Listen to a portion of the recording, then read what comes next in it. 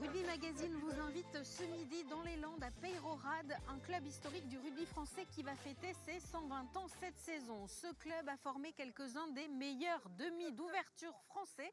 On en parle tout de suite après le sommaire.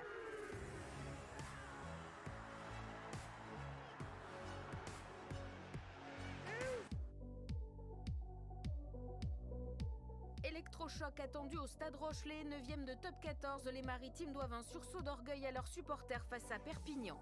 Julien Peyrelongue fait partie de ces numéros 10 d'exception. Formé à Peyrehorade, il nous a accueillis chez lui à Biarritz dans sa nouvelle vie.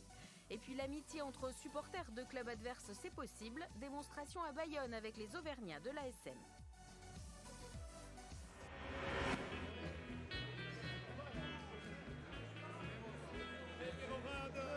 On est là. Allez. Comment on prononce le nom de la ville? Peyrehorade. Peyrehorade. Bien retrouvé. On prononce le H ou pas? Il faut le refaire. Alors dites-le. Il faut le manger. Peyrehorade. Il faut l'avaler. Peyrehorade. Qu'est-ce qui représente ce club de Peyrehorade pour vous? L'authenticité. On remercie Gaston Dubois de s'être créé là dans ce club. Tous les anciens reviennent. Et l'osmose, quand on est passé par Peyrehorade, on n'oublie pas. Nous sommes à un peu plus de 2 heures de cette rencontre ici à Peyrehorade, entre Peyrehorade et Floirac. Mais vous le voyez autour de nous, déjà près de 200 supporters se sont donné rendez-vous pour préparer le match. Alors, en attendant ce derby, je vous propose de nous intéresser au duel entre Perpignan et La Rochelle en top 14. Le décryptage de ce match avec Freddy Beto.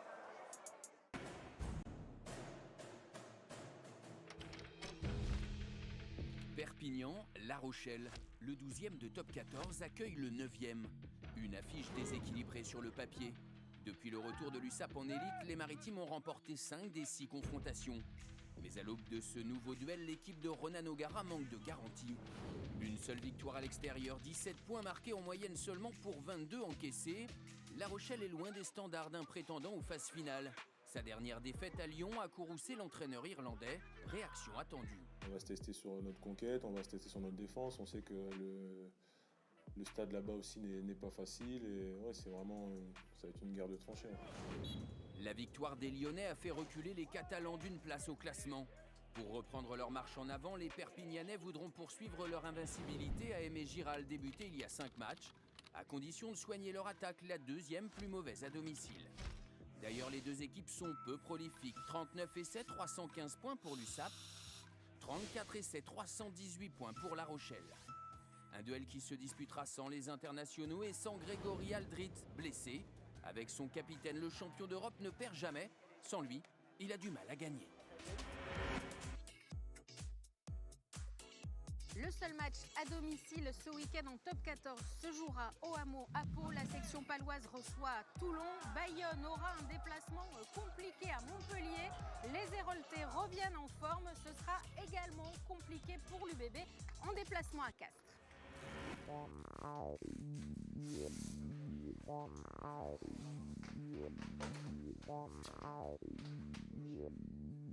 ne peut pas être à 50%, et on ne peut pas être en gestion. On ne sait pas faire. Donc tout ce qu'on fait, on le fait à fond. Ok? On est agressif en défense, on va les chercher. On leur saute à la gorge. 23 barjots, 23 clébards. Ok les mecs? Allez.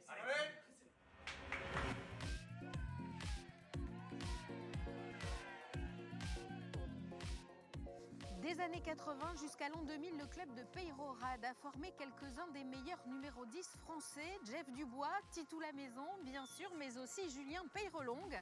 3 fois champion de France avec Biarritz, un grand chelem. Julien Peyrelongue nous a reçus chez lui, du côté de Biarritz, Denis Salle et Jean-Michel Lidville.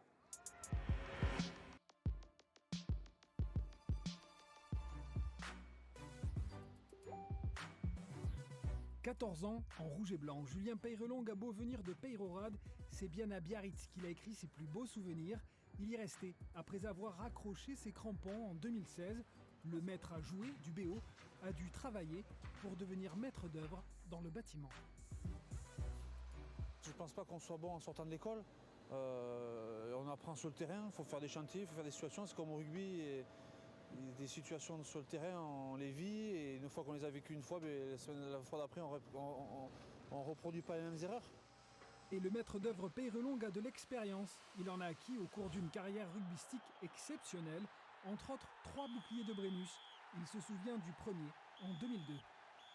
On rentre à Biarritz et voilà, devant le parterre du casino rouge et blanc. On se fait inviter à droite, à gauche, on fait 2 semaines, peut-être 3 semaines de fête. Et au moment de la reprise, il y a quelques kilos en trop, donc on a une reprise qui est un peu difficile. Une génération de rêves au Biarritz Olympique. Harry Nordoki, Brusque, Trailles, Bernatsal. Pourtant, il manque un trophée sur l'étagère des Rouges et Blancs, la Coupe d'Europe. On n'a jamais réussi à la ramener, celle-là. On passe 2 fois à côté d'une finale. Je pense que c'est le 2006, la plus aboutie contre le Munster. Je pense que c'est celle qui donne le plus de regrets, parce qu'il y avait moyen de gagner ce jour-là. Dans un stade à Cardiff fermé avec des supporters du Munster complètement hostiles et ça reste un bon souvenir mais dur. Pourtant, plus de finales gagnées que perdues dans la carrière de Julien. Son premier titre de champion de France, il l'obtient en 1997 au Parc des Princes avec les cadets de Peyrehorade, un souvenir à part. Ah oui, il est particulier parce que c'est Peyrehorade qui est en finale du championnat de France en cadet au Parc des Princes, donc on avait fait l'exploit, on a fait gagner 15-13. Et voilà, on a gardé d'excellents souvenirs, on est tous assez copains. On a grandi, on a appris la vie un peu autour du rugby, donc le partage, se sacrifier pour l'autre, et qui sont pour moi des valeurs importantes. Du Parc des Princes jusqu'au Stade de France en rouge et blanc, symbole des plus belles années du BO, le nom de Julien Peyrelongue est à jamais gravé dans la mémoire de Biarritz.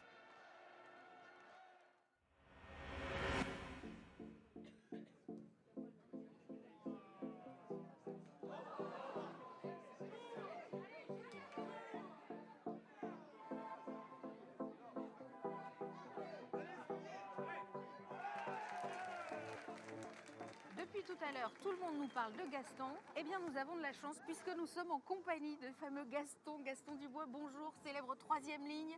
Vous avez été combien? 3 fois finaliste 3 fois avec finaliste Dax. avec l'US Dax, 2 fois championne du manoir. Voilà. Du point de vue joueur, ce sont mes références. Tout le monde me dit que ce club, c'est le vôtre. J'étais entraîneur, joueur, et je suis devenu très vite, 2 ans après, président et fondateur de l'école de rugby. Votre grande fierté, c'est quand même d'avoir offert au rugby français quelques-uns des meilleurs 10. On pense à Titou la maison. Oui, Titou était un bon. Je l'ai amené à l'école de rugby de Peyrehorade.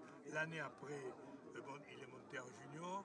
Et puis il a joué en première avant de repartir sur sa carrière qui était immense. Il avait quelque chose déjà dès l'école de rugby de spécial? Oui, il avait des qualités. Il avait des qualités, je le sentais d'ailleurs.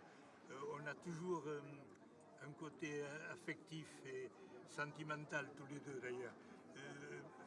Une anecdote, quand il a été à demi-finale avec l'équipe de France...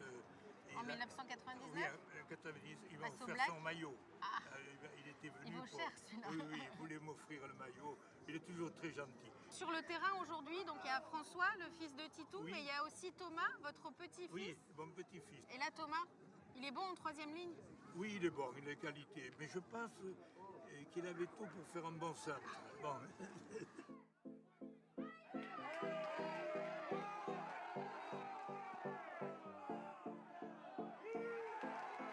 Nous sommes ici en Fédéral 1 à Peyrehorade et vous le voyez, il y a beaucoup de monde dans les tribunes. Il y a évidemment des Landais, mais il y a aussi des Girondins venus encourager Floirac.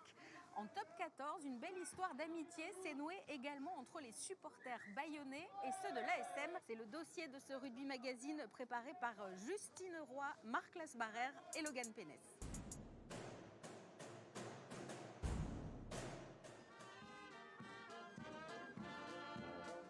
Il est une ritournelle ciel et blanche, aux allures jaunes et bleues. Les jaunes et bleus du rugby montferrandais, c'est la banda des supporters auvergnats. La banda officielle de l'ASM Clermont fait le déplacement en terre basque. Invité à vivre l'expérience du rugby bayonnais. Si vous voulez, l'année dernière, au Fête de Bayonne, ils m'ont lancé un défi en me disant c'est un rêve, on aimerait jouer à Jean Auger. Et aujourd'hui, ce rêve est devenu une réalité. Tous les étés, la vingtaine de musiciens auvergnats participent aux fêtes de Bayonne. Une culture du Sud-Ouest déjà dans leur ADN. Alors on a appris à apprécier les groupes de danse et puis les traditions du pays. Ça fait quelques années qu'on vient.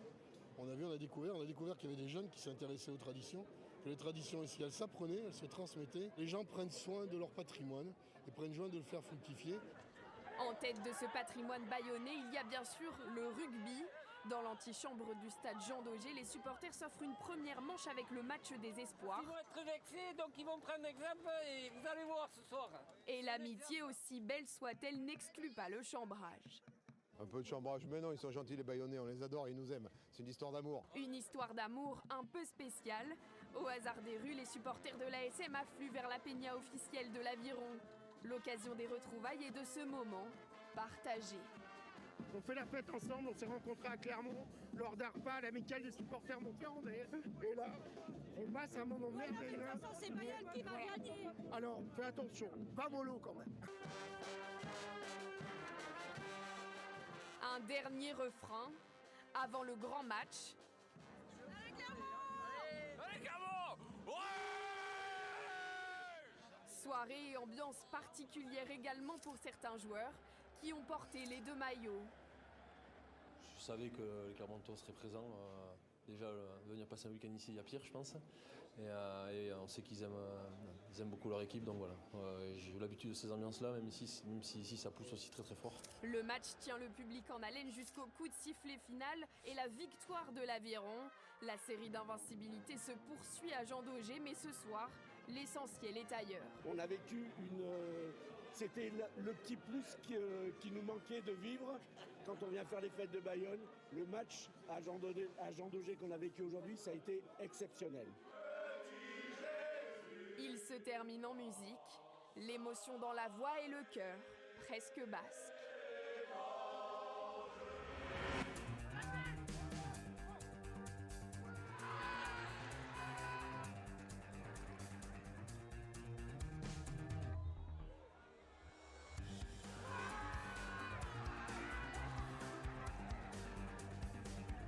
Voilà, Peyrorade s'impose donc sur le fil. Vous avez ressenti l'ambiance qu'il y avait ici au sein de ce club familial. Rugby Magazine, c'est terminé, mais pas de vacances pour nous. On se retrouve dès la semaine prochaine, 12h30. Et d'ici là, évidemment, n'oubliez pas, allez au stade. Ce soir, on a gagné. C'est Gavani qui va s'enflammer.